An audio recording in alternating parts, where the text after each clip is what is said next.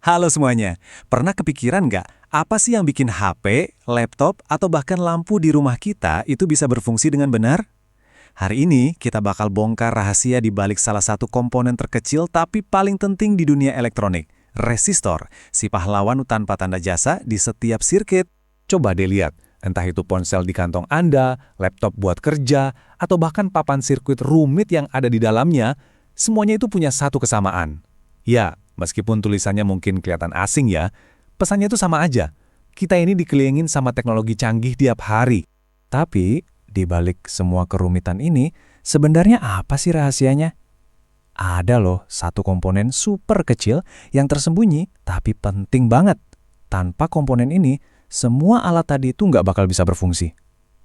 Penasaran kan? Apa itu? Nah, ini dia, resistor. Kelihatannya sih sepele ya, kecil, bahkan tulisannya aja pakai bahasa lain. Tapi jangan salah, komponen mungil ini tuh ibaratnya kayak satpam sirkuit. Dia yang pegang kendali atas kekuatan di setiap alat elektronik yang kita pakai. Oke, sekarang kita bedah satu-satu ya. Mulai dari yang paling dasar. Di bagian pertama ini kita bakal ngobrolin tugas utama si resistor. Gimana caranya dia, secara harfiah, menahan laju aliran listrik. Gambar ini nih, nunjukin tugasnya dengan pas banget. Lihat deh, di sebelah kiri, arusnya deras, nggak beraturan. Terus di sebelah kanan, setelah ngelewatin simbol resistor itu, alirannya jadi lebih rapi dan terkendali.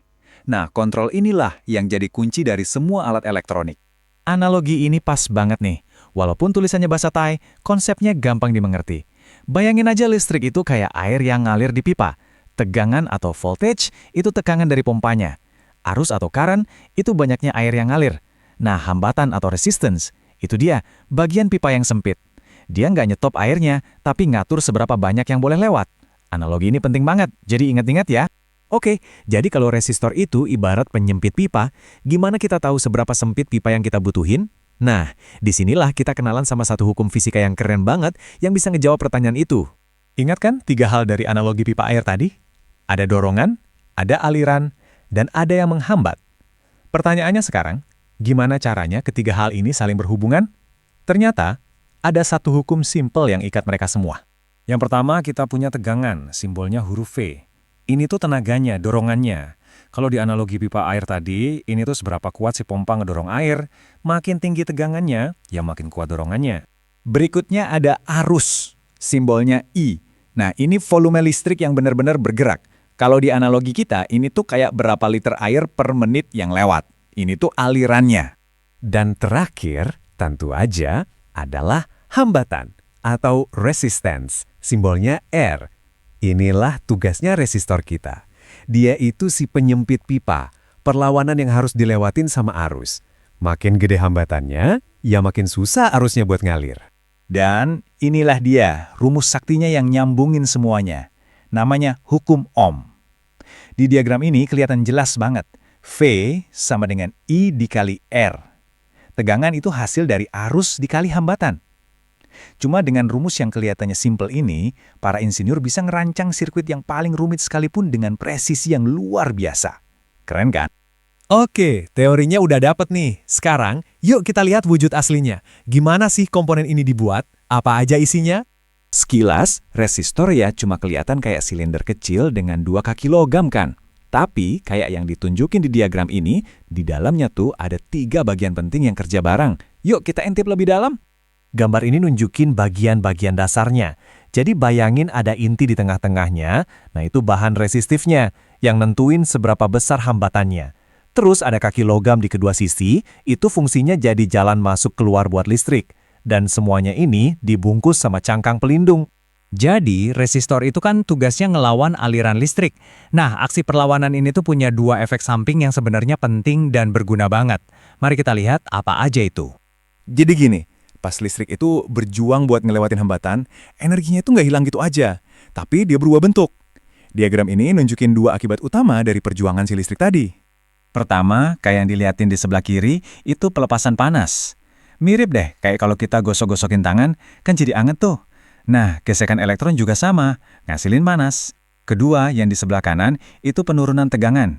Karena resistor ngehambat aliran, tekanan listrik setelah ngelewatin resistor jadi lebih rendah. Persis kayak tekanan air yang ngecil setelah lewat pipa sempit. Dan ini nih bagian paling kerennya. Dua efek samping tadi itu bukan cacat produksi, tapi justru fitur utamanya.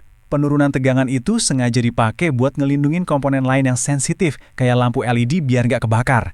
Ibarat perisai, resistor tuh nerima serangan penuh biar komponen lain tetap aman. Jadi kalau resistor jadi panas dan tegangannya turun, itu tandanya dia lagi kerja dengan baik.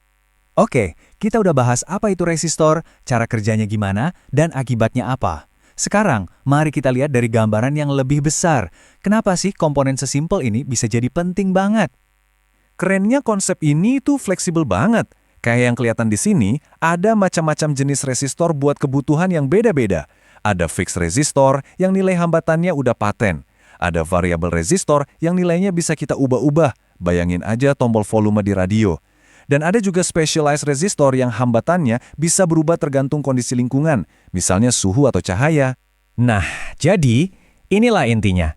Resistor itu mungkin bukan komponen yang paling canggih atau paling wah. Tugasnya cuma satu, ngontrol aliran. Tapi justru karena tugas ini fundamental banget, dia jadi pondasi buat hampir semua hal lain di dunia elektronik. Kesederhanaannya itulah kekuatannya.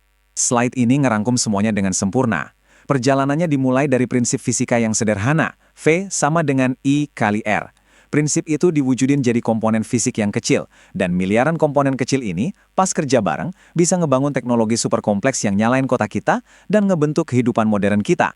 Jadi, lain kali Anda pakai alat elektronik apapun, coba ingat deh, ada resistor di dalamnya. Si pahlawan tak terlihat yang kerja keras. Ini tuh pengingat yang keren banget, kalau kadang hal-hal paling sederhana justru bisa punya dampak paling besar. Jadi jangan berhenti penasaran, teruslah bertanya, dan temukan keajaiban ilmu pengetahuan di sekitar kita. Terima kasih sudah menyimak.